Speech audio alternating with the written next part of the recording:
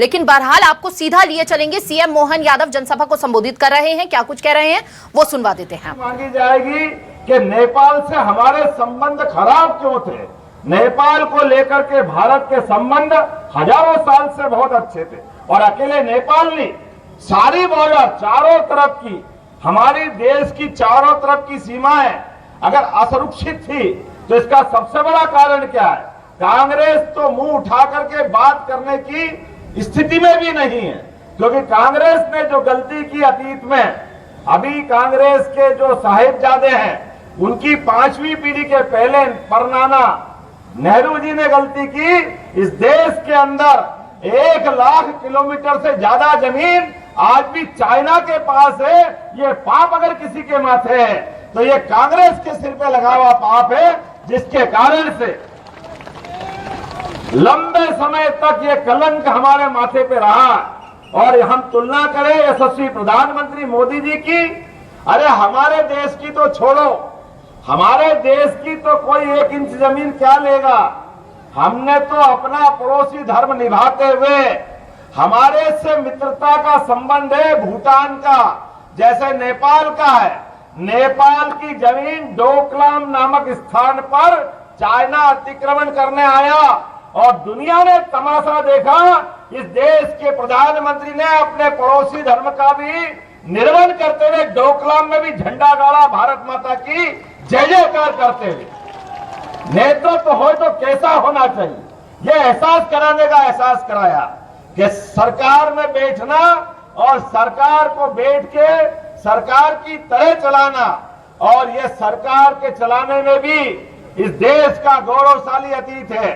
दुनिया की कई सल्तनतें आई चली गई, लेकिन भारत अपनी जगह पर अडिग, जिसको कहा इकबाल ने कि कुछ बात है कि हस्ती मिटती नहीं हमारी, ये कुछ बात नहीं है। ये कांग्रेस वालों ने लगातार लज्जित करने का प्रयास किया था और यही कारण है सीमाओं की सुरक्षा से लगा करके। अरे अंदाज लगाओ, आपने एक वोट दिया था 2014 में, जब याद करो यशस्वी प्रधानमंत्री ने एक अपना सुप्रसिद्ध घोष वाक्य बोला था, उन्होंने कहा आपने 60 साल कांग्रेस को दिए, 60 साल, मुझे केवल 60 महीने दीजिए। याद करो उस समय का भाषण उनका, और 12-5 5 साल के लिए, अर्थात 60 महीने के लिए, और 60 महीने के अंदर जो सरकार चला के दिखाई, जनता ने भी भरोसा किया, क्योंकि कांग्रेस के शासनकाल में एक के बाद एक घोटाला, एक के बाद एक घोटाला, एक के बाद एक घोटाला, लगातार घोटाले पे घोटाले होते गए। पूरा देश अस्त व्यस्त था, पूरे देश की हालत खराब थी, चारों तरफ हाहाकार मचा था। मनमोहन सिंह सरकार जरूर चला रहे थे, लेकिन असली सरकार सोनिया गांधी जी पीछे से चला रही थी, और सोनिया गांधी जी की सरकार के निर्णय मनमोहन सिंह जी पे थोपे जा रहे थे। और यही बाबा, जिनको साहेबजादे कहो, राहुल गांधी कहो, जो मर्जी आए नाम बोल, ये नादानी से कैबिनेट के फैसले सार्वजनिक रूप से फाड़ते हुए पूरे देश को अपमानित करते थे। बड़े दुर्भाग्य के साथ कहना पड़ रहा है, वो दौर बहुत खराब था।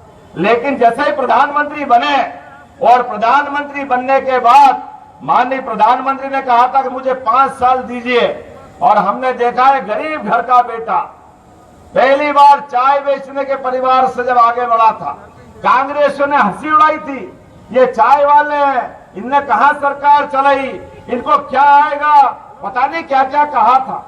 लेकिन दुनिया में ये रिकॉर्ड बना है, इतना बड़ा लोकतंत्र, और लोकतंत्र के अंदर जब चाय वाले ने सरकार बना के दिखाई, तो हम सबको मालूम है वो सरकार कितने प्रकार से अलग अलग प्रकार की हुई।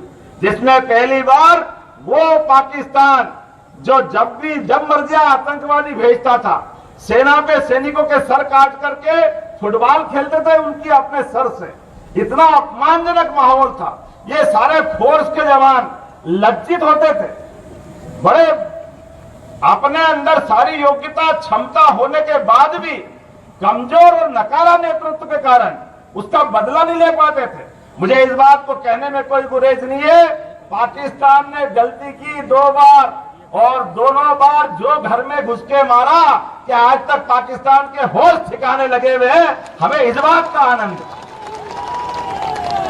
देश क्या होता है, देश का प्रधानमंत्री क्या होता है।